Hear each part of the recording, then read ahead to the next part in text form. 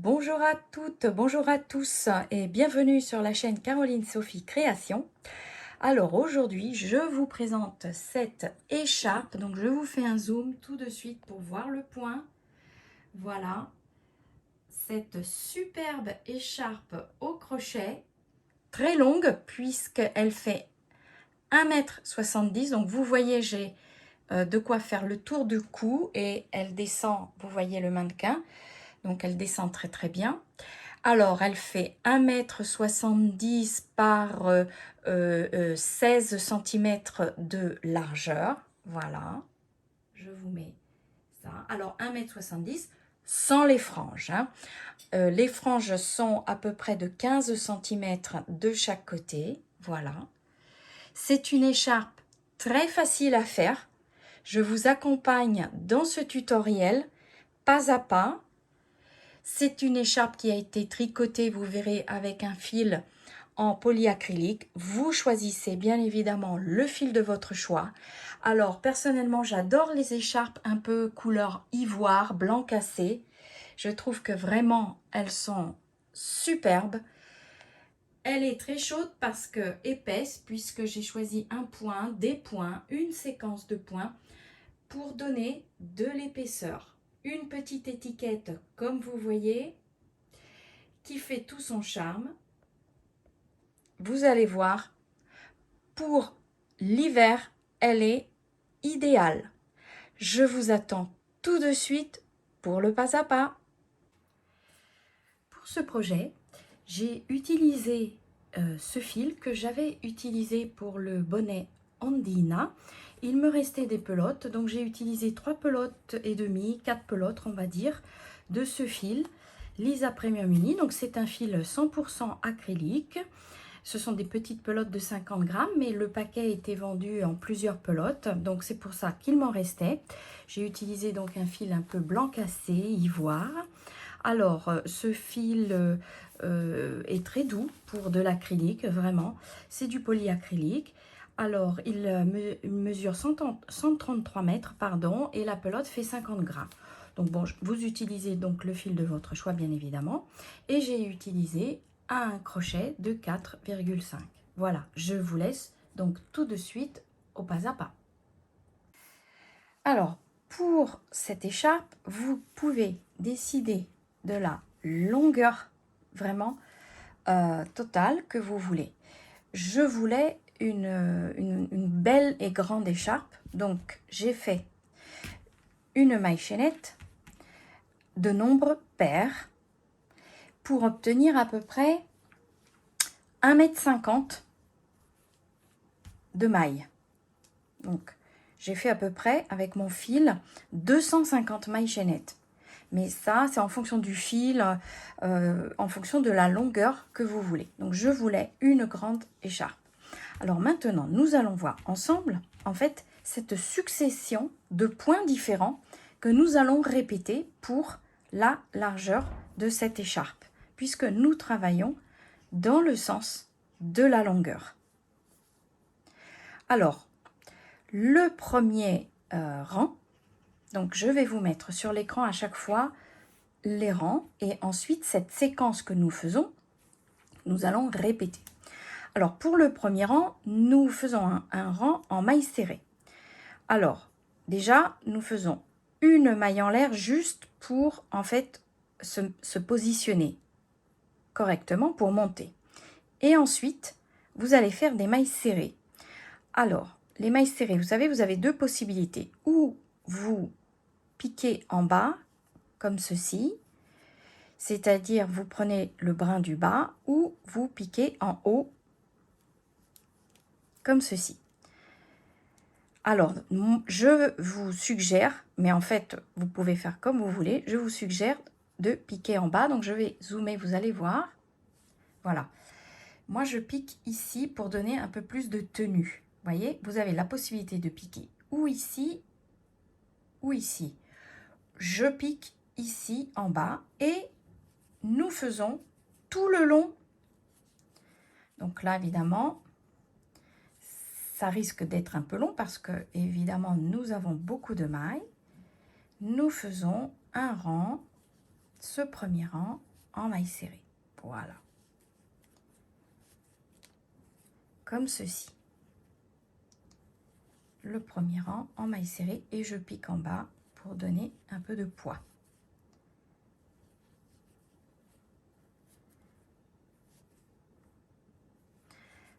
Nous nous retrouvons à la fin du rang. Voilà, donc j'ai conclu ce premier rang. Maintenant, au rang numéro 2, nous allons faire un rang de mailles serrées identique. Donc, un autre rang de mailles serrées. Alors, toujours pareil, hein, vous montez avec une maille en l'air, donc vous montez à la fin comme ceci, une maille en l'air, vous tournez et ici, vous faites une maille serrée. Et vous faites une maille serrée donc dans les trous que vous voyez. Et donc, nous faisons le deuxième rang avec des mailles serrées. On se retrouve pour le troisième rang. Voilà, comme ceci. On se retrouve pour le troisième rang. Alors, nous terminons avec la dernière maille serrée. Ne l'oublions pas ici. Voilà, comme ceci. Maintenant, pour ce rang numéro 3, nous allons faire des brides et nous allons prendre les brides par le brin arrière. Alors, pour commencer, nous ne faisons pas des mailles en l'air, nous allons faire comme ceci. Donc, vous prenez ici le brin arrière, comme ceci.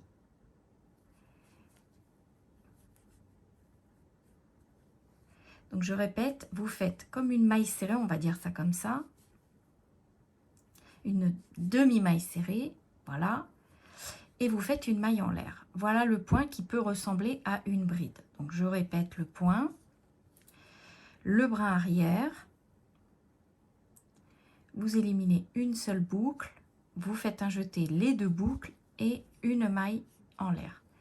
Et ensuite, dans toutes les mailles, vous prenez le brin arrière et vous faites une maille serrée. Le brin arrière et une maille serrée. Pour donner du relief comme ceci au point. Donc vous prenez par l'arrière un seul brin, voyez, vous pivotez et vous prenez le brin ici arrière. Voilà. Alors nous faisons des brides les unes après les autres pour donner ce relief. Voilà. Alors, nous terminons ce troisième rang comme ceci, avec ce relief. Nous nous retrouvons pour le quatrième rang. Nous partons maintenant vers le rang numéro 4. Alors, le rang numéro 4 sera fait de brides prises comme ceci par l'avant. Alors, vous allez faire pour cette première maille comme ceci. Vous allez faire ce mouvement directement. Voyez, vous prenez la bride.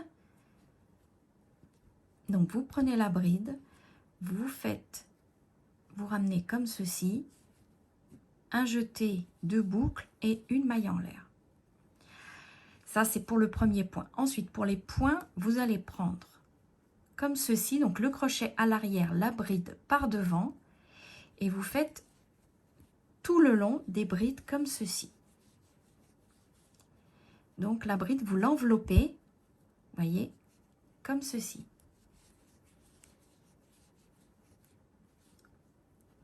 Tous les points, toutes les brides sont prises par devant. Comme nous sommes sur l'envers du travail, puisque nous sommes sur un rang pair, donc rang envers du travail, voici ce que ça donne de l'autre côté. Donc là, nous avons notre première bride, voilà. Ça donne un relief. Donc vous continuez, on se retrouve pour le rang numéro 5 qui se trouve sur l'endroit du travail. Voilà. Donc là, ça va donner une épaisseur, ça va donner un relief. Nous terminons ce rang, à tout de suite pour le rang numéro 5. Alors maintenant, nous affrontons le rang numéro 5. Alors, pour affronter le rang numéro 5, vous devez faire 3 mailles en l'air. 1, 2 et 3. Ensuite, dans la deuxième maille, pas celle-ci, la première, dans la deuxième maille, vous piquez le crochet, vous faites un jeté, vous ramenez. Voilà. Dans la maille suivante, vous piquez et vous ramenez.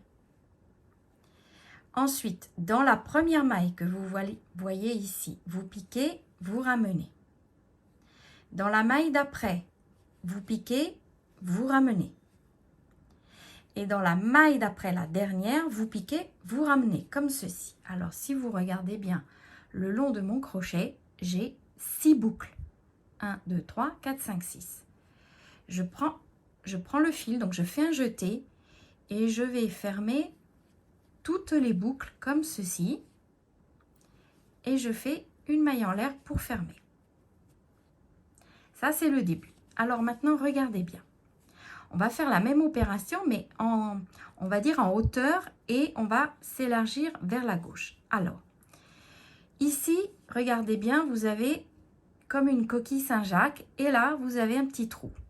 Alors, vous faites comme ceci. Vous piquez le crochet, vous ramenez ici dans le trou. Vous allez prendre le brin de la coquille qui se trouve le plus à gauche. On le voit, il est là. Vous voyez le brin ici, vous piquez et vous ramenez. Ensuite, vous avez le point où il y a la coquille qui s'est terminée. Le gros trou, on va dire ça. Vous piquez, vous ramenez. La maille suivante, elle n'a pas encore été touchée. Vous piquez, vous ramenez. Et la maille d'après, vous piquez et vous ramenez. Et au total, comme d'habitude, j'ai 6 boucles sur mon crochet. Je fais un jeté et j'élimine comme ceci toutes les boucles et je fais une maille en l'air. Alors, je recommence le procédé parce qu'il faut répéter cette séquence. Il faut répéter ces étoiles, ces coquilles. Alors, vous avez ici le petit trou, c'est le premier. Vous piquez, vous ramenez. Le fil, comme des rayons, vous voyez les rayons, le fil qui se trouve le plus à gauche, c'est celui-ci. Vous piquez et vous ramenez. La maille qui a déjà été utilisée, vous l'utilisez. Vous piquez, vous ramenez. La maille d'après n'a pas été utilisée, vous piquez, vous ramenez. Et celle encore d'après, vous piquez, vous ramenez. À chaque fois, vous devez avoir vos 6 boucles, un jeté et vous éliminez. Et vous fermez avec une maille en l'air. Vous devez répéter cette séquence tout du long et on va se retrouver à la fin du rang. Je vais vous montrer comment fermer à la fin du rang.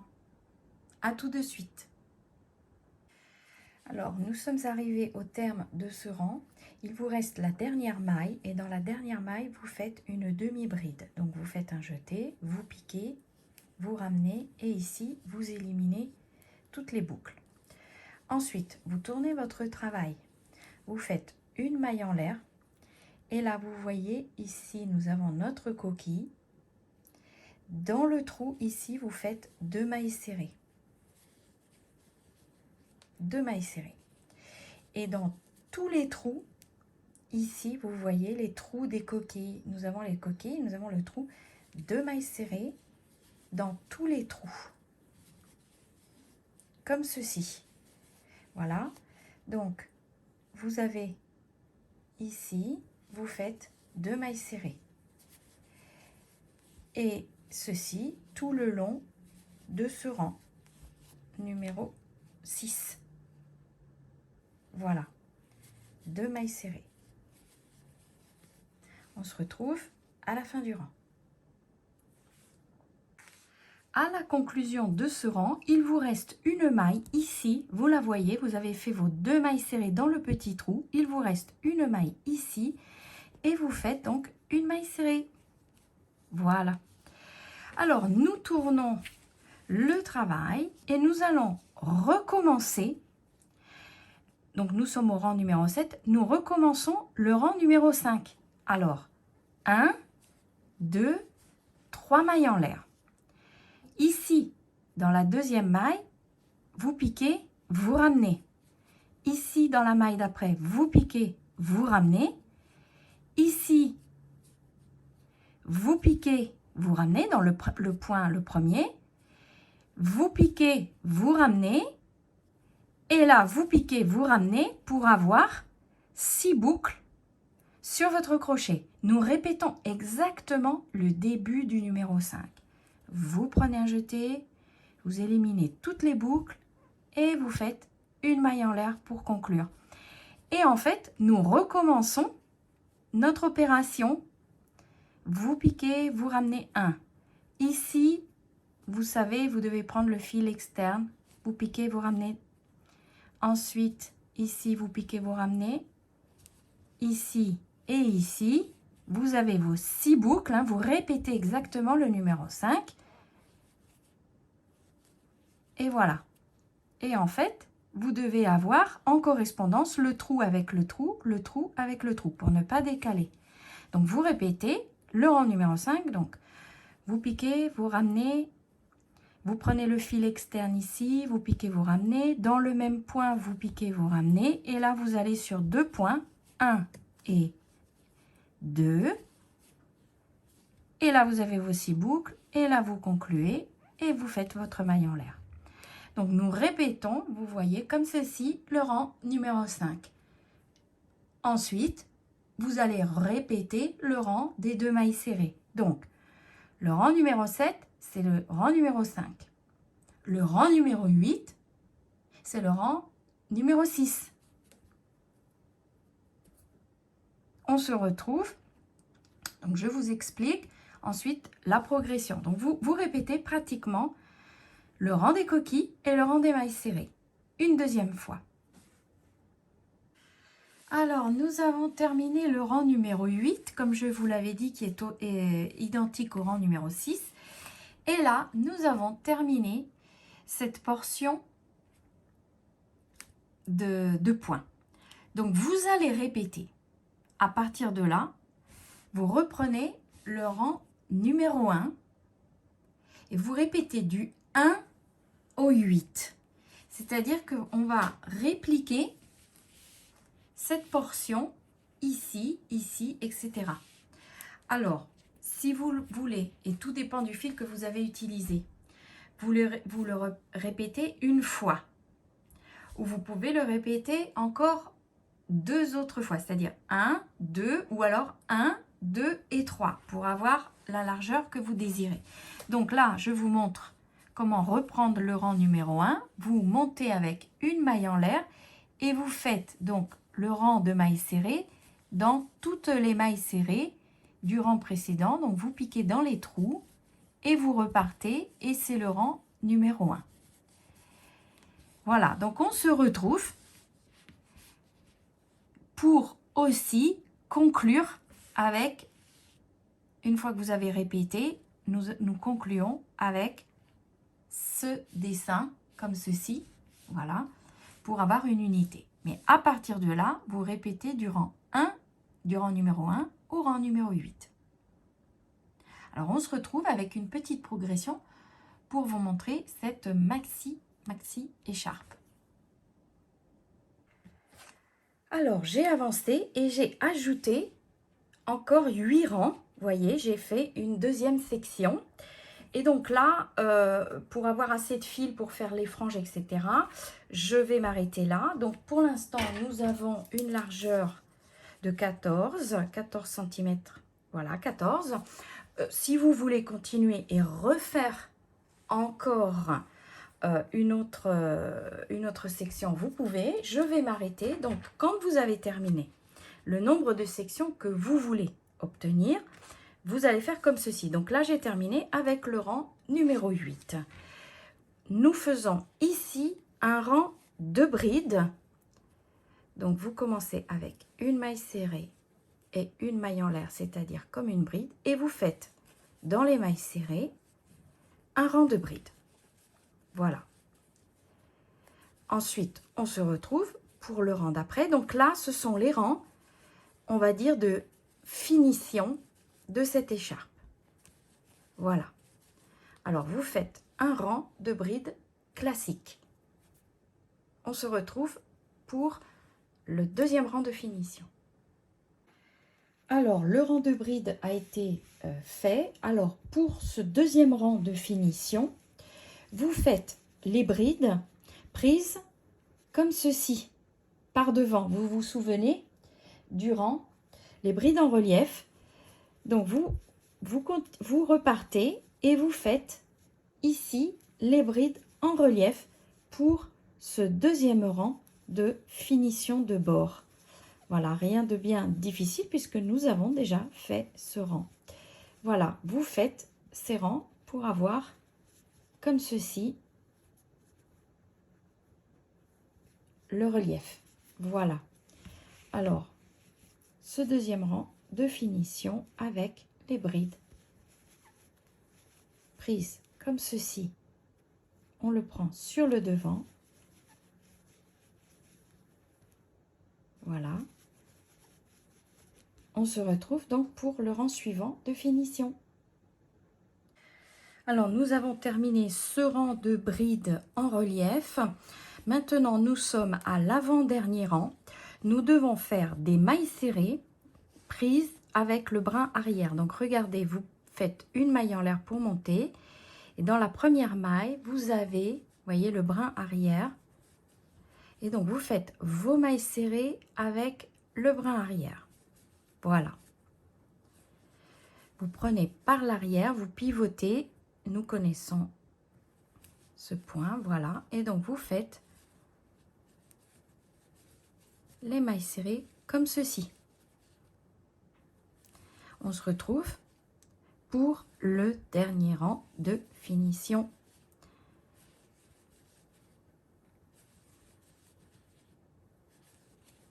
Voilà. Voyez, nous répétons exactement ce que nous faisons ici pour terminer. Voilà, donc maille serrée prise par le brin arrière. Alors, le rang de bride prise par l'arrière, le rang de maille serrée prise par l'arrière, pardon, est terminé. Là, nous sommes sur l'envers du travail et vous devez faire une maille en l'air et vous faites une maille serrée dans chaque point. Une maille serrée normale. Donc, vous piquez ici. Voilà, une maille serrée dans chaque point.